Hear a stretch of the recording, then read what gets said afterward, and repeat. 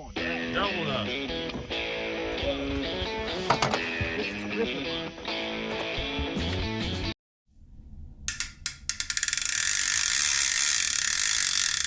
Welcome to this episode of Top Knox Fishing, y'all. I'm Mark Cooper, this is your host, and we're going to do a little short night fishing trip on Fort Loudon Lake. You've seen the last few videos where we have straight worn it out. Well, it's not the case in this video, but we did catch some fish and one decent one. But it was a fun evening with the boys, and I show you how to basically find deep water topography and anchor up on it and cast your baits out to it with precision anchoring. And that's a super important skill if you're first getting into catfishing. It's a little, the learning curve for doing that is less than drifting or dragging because you're not getting snagged up as much and you don't have to worry about speed control and a bunch of other stuff. So if you're new to fishing or new to catfishing, big catfishing, this is the best way to start out doing it, is precision anchoring on some good bottom contours with some good cover on it, rocks, stuff like that. Now, had we stayed out a little bit later, I think we probably would have caught some more fish because the current finally kicked up, and as soon as that happened, we started catching fish. So that's a lesson right there too. But I had been out all night the night before and had to work the next day and didn't want to do it again. I was already exhausted, but we caught some nice fish. It was a beautiful evening out there. It's good fellowship with the buddies. So come along with us on this journey to catch some big old Tennessee catfish.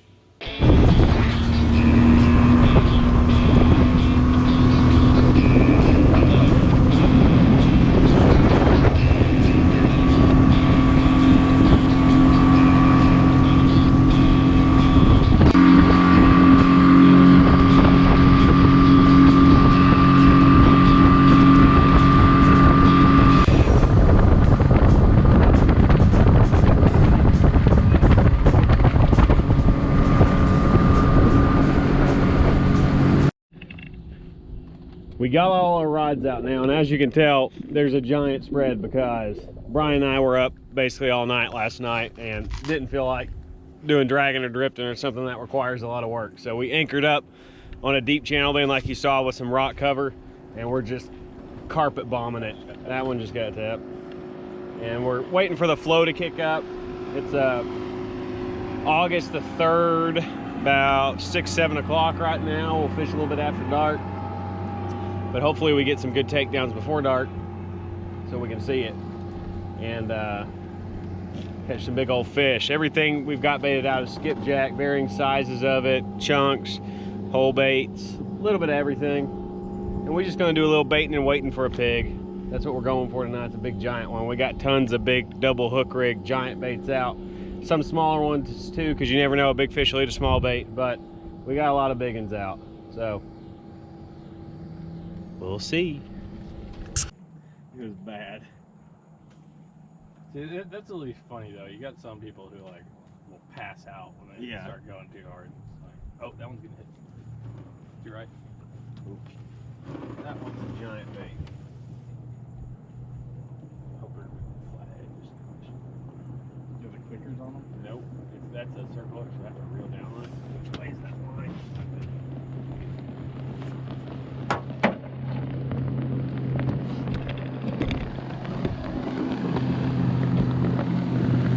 Put it down. What's that?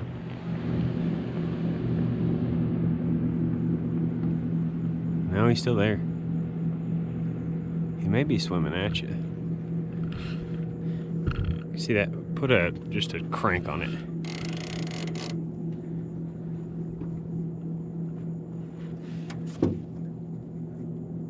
I think he may be. Got bass busting all along the bank right there. You want me to use my phone camera as well? Not until it gets dark. It'll just make it easier for me to transfer stuff that's on this.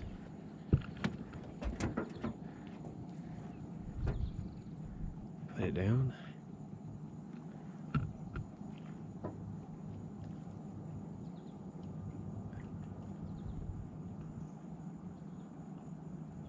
I don't know. That looks like a flathead bite.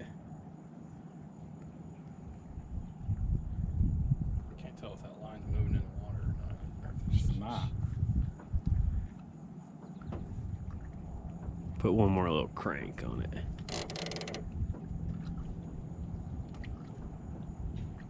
Huh. I definitely threw it out further than where it's at right now. Something ate it up on top of that grapevine and swam it down. Well, You're about to be able to do a 360 on this wakeboard boats. oh yeah, I love them. Just gonna drive right next to us. Fort Loudon, baby, woo! Summer fishing on Fort Loudon right here. Can we get some grapple pond? Triple fun. I'll take an espresso. Just the whole channel's over there. And they're 20 yards from us. Love it. Man, they got a lot of rods out. Let's drive right next to them. And oh yeah, they waving too. Hey, how are you? What are you doing? Thank you. Awesome. Spectacular. Now we're gonna get rocked to death. Oh yeah, I think he's swimming upstream. Oh, he put it down. Why are they doing that? That's like the 8th one. What the heck?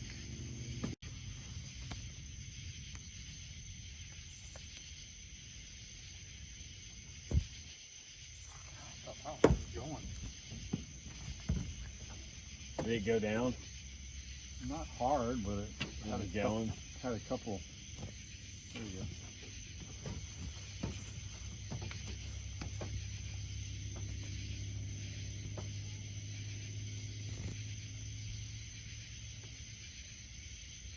Right now.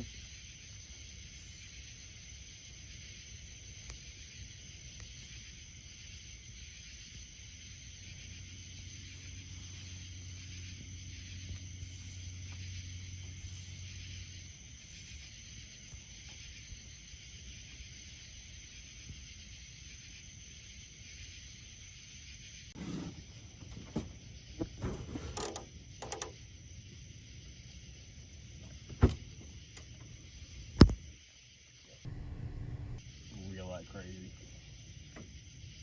Yep. Send it.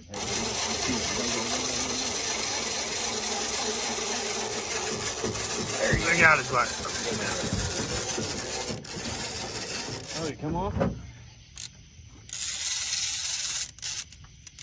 Is he there? No. What? Just kidding, we're back. Little fish. Oh gosh. Well, it is a fish. We are on the board, finally. We're on the board at 11.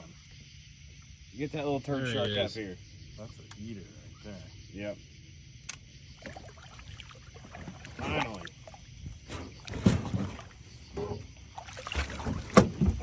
Wow. We got one. Gosh, we kind of know what we're doing. Only took us 4 What's hours. wrapped around us? Oh, there's a leader you had on the floor. Mouth on this thing. I'll take that around, Chad. Oh, that's a nasty looking blue Yummy. cat. The heck? Yeah, a cold sore. You want a picture? You just gonna throw them. All right. See ya, feller. Oh, baby. You got a little more girth.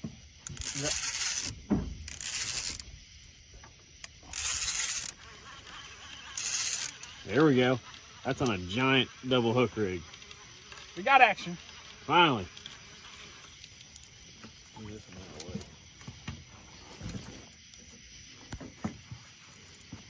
that gonna be a netter? Yeah, this will be a matter. Oh, baby. Thunked it pretty hard. Remember, you got that rope back there. This feels a little more girthy. Yeah. Staying down. Staying down. Hopefully, this one doesn't have the lip. Oh, look at head shakes.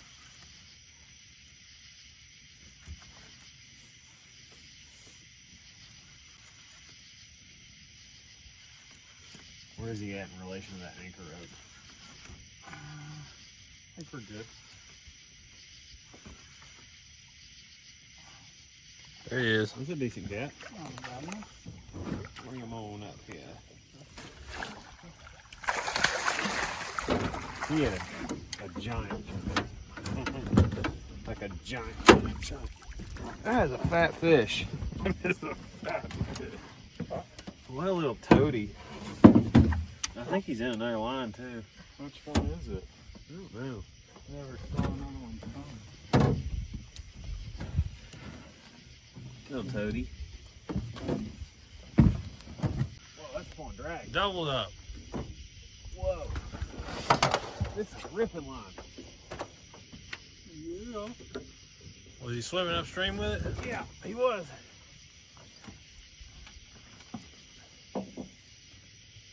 Oh, baby. We got one on the floorboard and one on the line here. Oh, yeah. Finally, the current kicked up. There's a dead sea out here for a while. Oh, he's pulling. He's pulling the rod there.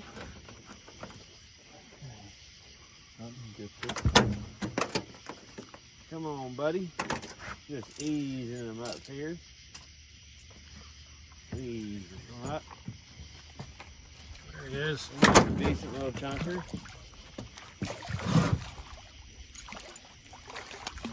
Net's free here. See if we can. I can flip him in. Got him.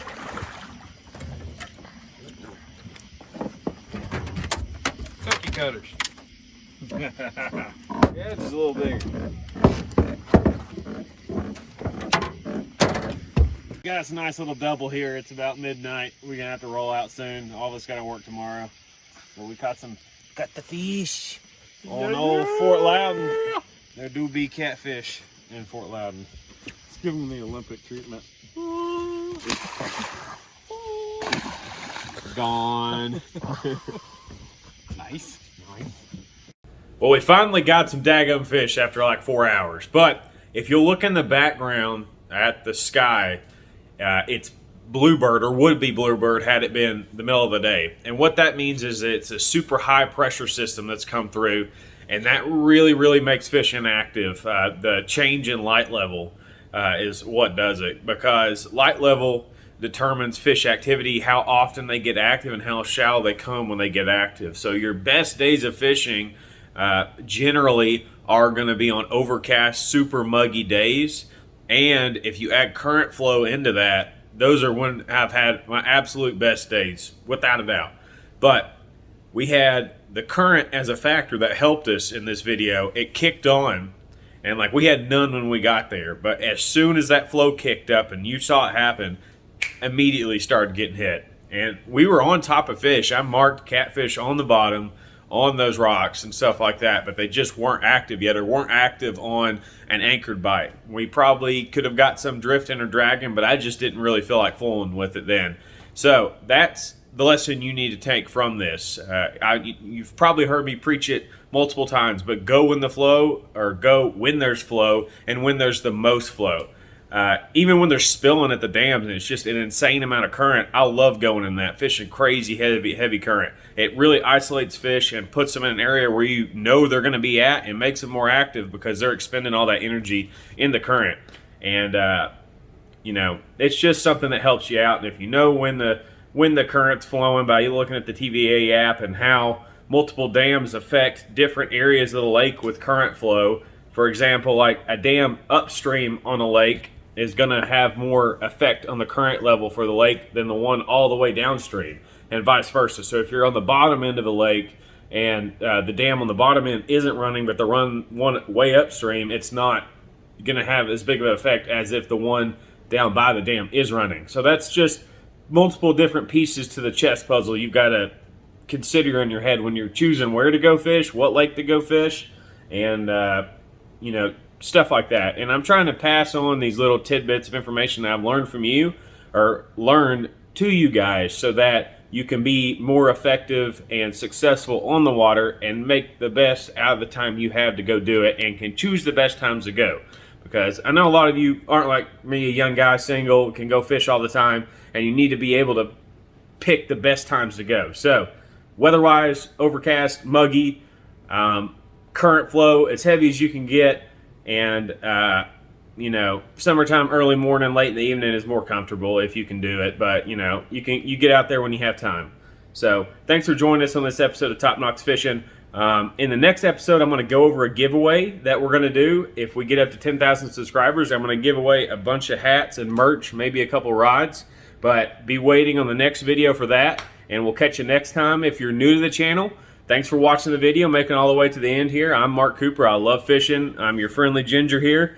And hit that like and subscribe button, and I'll show you how to catch some big fish. And you can join me and my buddies on the shenanigans. If you haven't caught them yet, there's a bunch of them. So thanks for watching. Hit that like and subscribe button. We'll catch you on the next episode.